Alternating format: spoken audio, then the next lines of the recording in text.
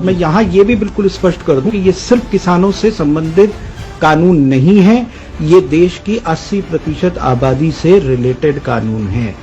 ये भ्रांति फैलाई जा रही है कि इससे सिर्फ किसानों का सरोकार है, बिल्कुल गलत है। ये किसानों का सरोकार नहीं है, ये पूरे राष्ट्र के 80% से ज्यादा जो आबादी है उसका सरोकार है। कि मान लीजिए एक पूंजीपति है, मैं किसी का नाम नहीं ले रहा, उस पूंजीपति को व्यापार करना है, भारत का जो कुल खुदरा बाजार है, उस खुदरा बाजार की जो कुल मिला के जो उसका जो साइज है वो लगभग 12,000 अरब की कुल व्यवस्था है। अब इस व्यवस्था के ऊपर अगर किसी की आंख गड़ गई है, किसी पूंजीपति की, तो वो उसको लेना चाहता है, और ये इतना बड़ा बाजार है जो कि दुनिया का सबसे बड़ा बाजार है। लिहाजा जो दुनिया की और बड़ी कंपनीज हैं उनकी भी नजर इसके ऊपर है। तो अभी हमने देखा किस तरीके से एक कंपनी के साथ एक तरफ मार्क जुकरबर्ग जो कि व्हाट्सएप के मालिक हैं, उनका एक एग्रीमेंट होता है, 55,000 करोड़ के आसपास का निवेश होता है। दूसरी कंपनी है गूगल जो कि रिलायंस जियो के साथ कॉन्ट्रैक्ट में आती है, क्योंकि जो कि रिटेल बिजनेस के अंदर आ रही है।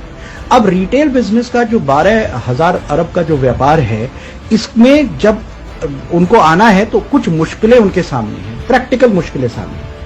सबसे पहली बात यह है कि इस देश के जो मौजूदा कानून था, उस कानून में जो कृषि उत्पाद थे वो राज्यों के सरोकार थे, इसलिए अलग अलग प्रदेश में अलग अलग कानून के हिसाब से मंडियां समितियां चलती थी।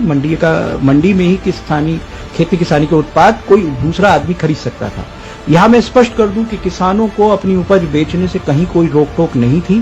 पहले से ही किसान आजाद था, वो अपने उत्पाद कहीं भी बेच सकता था राज्य की सीमाओं के अंदर। लेकिन इसमें भी एक बहुत बड़ी भ्रांति लगातार फैलाई जा रही है। तो एक उद्योगपति को अगर इस व्यापार में आना था तो उसके सामने एक सबसे बड़ी दिक्कत ये थी कि उसे देश के सभी राज्यों में अपनी आड़त खोलनी पड़ती, सभी राज्यों के अलग अलग टैक्सेशन को मेंटेन करना पड़ता। कहीं पे 2% टैक्स है, कहीं पे 4% टैक्स है, 2 से 6% के आसपास का टैक्स वेरिएशन है पूरे देश के अंदर। तो इस पूरी व्यवस्था से उसको व्यापार करने में बहुत बड़ी दिक्कत और तकलीफ आने वाली है। इसीलिए एपीएमसी एक्ट को डाइल्यूट किया गया। अब उस उद्योगपति को, उस व्यापारी को, उस पूंजीपति को कोई लाइसेंस कहीं लेने की जरूरत नहीं है। पूरे देश भर में से कहीं भी अपने एजेंटों को भेज के वो माल खरीद सकता है। तो ये उस व्यापार की व्यवस्था को आसान और सुलभ करने के लिए पहला एक्ट खत्म किया गया, जो कि एपीएमसी एक्ट है।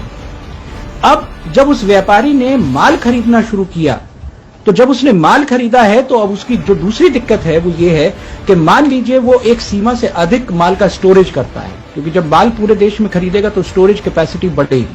तो उस स्टोरेज कैपेसिटी को वो बढ़ा नहीं सकता, क्योंकि जो उस अभी तक के जो देश के कानून थे वो जमाखोरी के खिलाफ थे, आप जमाखोरी नहीं कर सकते थे।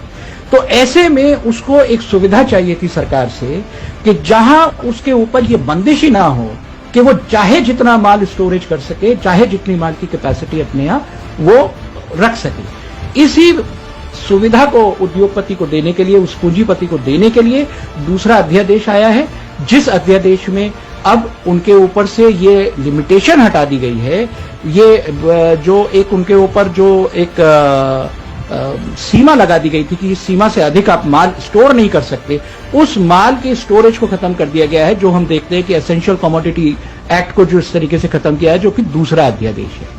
अब जो उद्योगपति है, जो पूंजीपति है, वो चाहे 1 है या 50 है, हमें इससे सरोकार नहीं है, लेकिन उन पूंजीपतियों ने सबसे पहले उनको ये सुविधा दी गई कि पूरे देश में कहीं से माल खरीद सके। दूसरी सुविधा उन्हें दी गई कि जब वो माल खरीद रहे हैं तो उसको स्टोरेज कर सकें। इन दोनों के लिए 2 नए कानून हो गए। अब तीसरी परेशानी जो उद्योगपति के सामने है वो ये है कि जब उसके पास भारत का 12,000 अरब का पूरा खुदरा व्यापार के ऊपर उसकी नजर है, तो वो देखता है कि मुझे देश भर में कौन से वैरायटी का गेहूं चाहिए, कौन सी वैरायटी का मुझे चावल चाहिए, कौन सी वैरायटी की दाल की सबसे ज्यादा डिमांड है।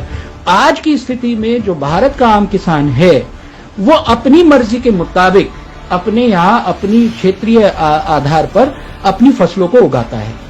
लेकिन जो नई जो परिस्थिति आ रही है, जो नया तरीके का जो पूंजीवाद की बाजार की व्यवस्था आ रही है, वो व्यवस्था उस व्यापारी के लिए ठीक नहीं है। तो किसान अपने खेत में क्या बोएगा, इस बात को लागू करने के लिए अब तीसरा अध्यादेश आया है जो कि कॉन्ट्रैक्ट फार्मिंग के शेप में हमारे सामने है, जहां किसान को एक तरीके से ये बाध्य किया जाएगा कि वो कौन सी फसल बोए, किस तरीके का उत्पाद पैदा करे, कितनी फसल को पैदा करे। तो ये तीनों के तीनों अध्यादेश, इनका किसान से कोई लेना देना नहीं है। ये किसान को बर्बाद करेंगे और ये उद्योगपतियों के लिए, पूंजीपतियों के लिए एक नई बाजार की जो व्यवस्था है, जो नया वर्ल्ड ऑर्डर आ रहा है पोस्ट कोरोना, इसमें वो कैसे इस बड़े व्यापार को, दुनिया के सबसे बड़े व्यापार में उनकी हिस्सेदारी बड़ी कैसे हो, ये इसलिए ये सारे के सारे